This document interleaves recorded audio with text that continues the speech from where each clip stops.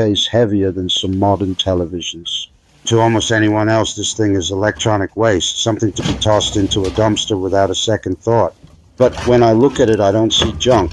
I see a perfect 250 millimeter disc of crystal clear acrylic that has been hidden from the world for 20 years, just waiting for the moment it gets to spin again. There's something almost sacred, almost meditative about rescuing objects the rest of the world has already written off. This monitor once sat on someone's desk while they sent their first nervous emails, watched grainy YouTube videos at 360p, laughed at stupid memes, maybe even edited their wedding photos. It was part of countless small human moments, and now every circuit board, every screw, every tired capacitor inside it is dead, except this one piece of acrylic that is still flawless. Tonight, that forgotten piece becomes the heart of a real workshop machine, a disc sander that will quietly, faithfully smooth wood long after both it and I are gone. We're not building this because I can't afford a factory-made sander. We're building it because only when you take trash in your hands, cut it, weld it, balance it, and finally hear it roar to life, do you truly understand what a tool actually is. A tool is not a product. A tool is a conversation between you, the material, and time itself. Tonight, the conversation partners are a 750-watt motor that somehow survived 3 completely burnt-out ventilation systems, random pieces of rusty square tube that have been leaning against a wall for years, and this thick, honest piece of acrylic that outlived its original purpose by 2 decades. 3 orphans, 1 new life. Let's begin. Disassembling an old monitor always feels like performing an autopsy on a small slice of history.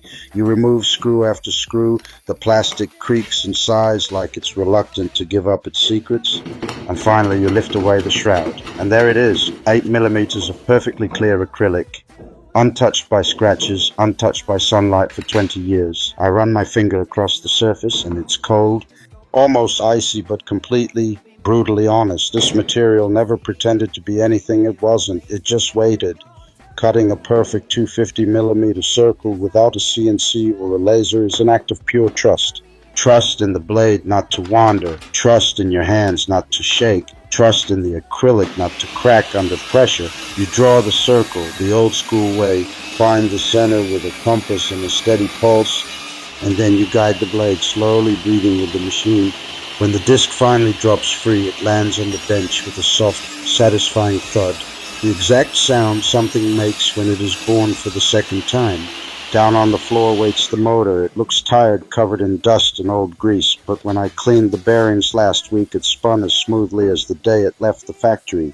750 watts, 2800 RPM, raw, uncomplicated power. Enough to turn impatience into dust in seconds. I build the frame from 20 by 20 square tube that has been rusting peacefully behind the garage since who knows when. I cut, I weld, I grind, I paint everything matte black so the machine almost disappears into the shadows and only the spinning disc remains the star of the show. Every extra gram, every unnecessary bracket I leave out. The secret to any good homemade tool is ruthless minimalism. Include nothing that doesn't have a reason to exist. Less is never lazy when it's honest. The work table is made from another piece of acrylic, thinner this time, almost delicate, but still strong enough to take real punishment.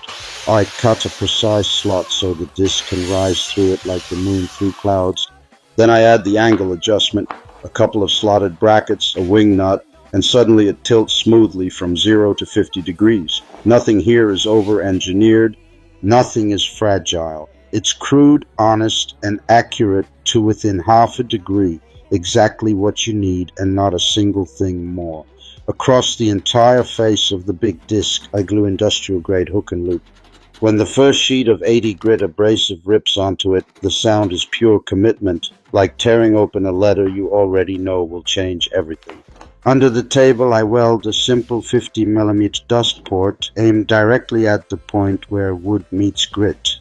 Later, when a shop vac is connected, the storm of sawdust will vanish before it even learns your name. Clean work is respectful work. First power-up is always the moment of truth. The disc wakes, slowly finds its balance, then suddenly screams into full voice. For a split second, I'm afraid the acrylic will explode into 1,000 shards, but it doesn't.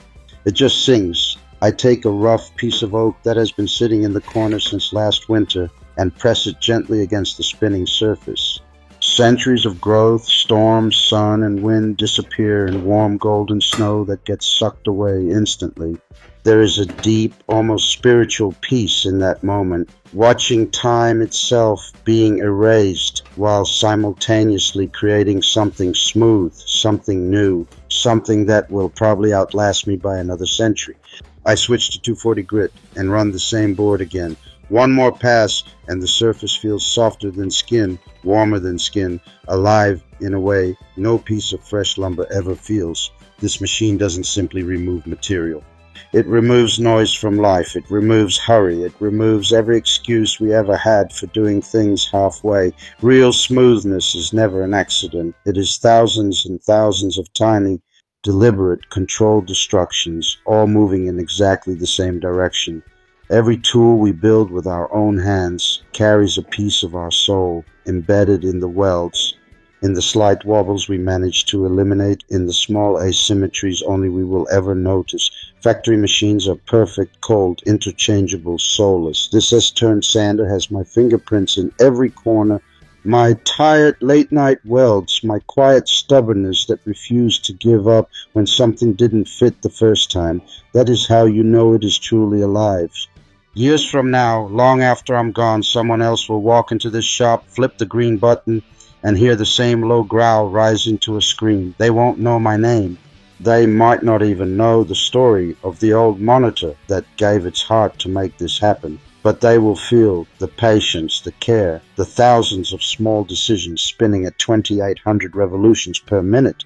And in that moment, the conversation that started tonight will continue between them, the wood, and time itself. That, my friends, is why we build. Not for likes, not for views, not to prove anything to anyone. We build because turning trash into thunder is the quietest way I know to say thank you to the world for still letting us be part of it. Thank you for spending these minutes with me while something useless became something eternal. If this spoke to you even a little, leave a like, write in the comments what forgotten things you have brought back to life. I read every single one.